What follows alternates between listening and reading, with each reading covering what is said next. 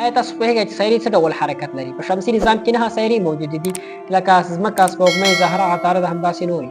دا ټولې سیارې څه ډول حرکت لري؟ دغه سیارې د لمر څخه ګیر چاپېره تاویږي، د دایرې په شکل باندې د لمر څخه ګیر چاپېره دوران کوي، په یو مدار باندې د لمر شاوخوا څرخیږي چې تاسو په دې ویډیو کې لیدلی شئ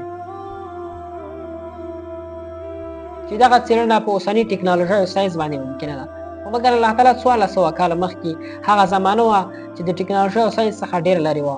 الله تعالی د دې په اړه په قرآن کریم کې په ګڼ ځایونو کې همدارنګه د سورة الانبیاء په 23 آیت کې فرمایلي وهو الذي خلق الليل والنهار والشمس والقمر كل في فلك يسبحون.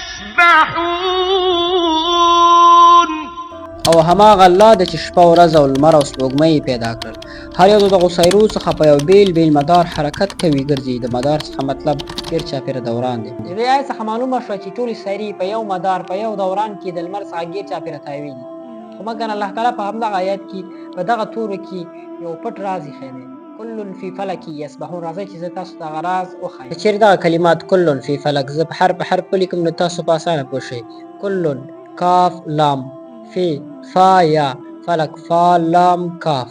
اوس که چېرې موږ د ښي طرف او چپ طرف حروف ټول سره ورته دي، فقط یاد ده چې په منځ کې واقع ده او مختلفه ده. اوس که چېرې ګورو دغه فا د دغه فا سره یو شان ده، د لاندې خوا خط هم راکش کوم دغه لام سره یو شان دی، او دغه کاف د دغه کاف سره یو شان دی. که اوس موږ چېرې ګورو په منځ کې یا پاتې شو چې د لمر مثال لري، او دغه حروف چې دایروي شکل جوړ کړه د سیارو مثال لري چې یعنې ګر چاپېره د لمر څخه تاویږي چې د دغه عکس سره یو شان دی.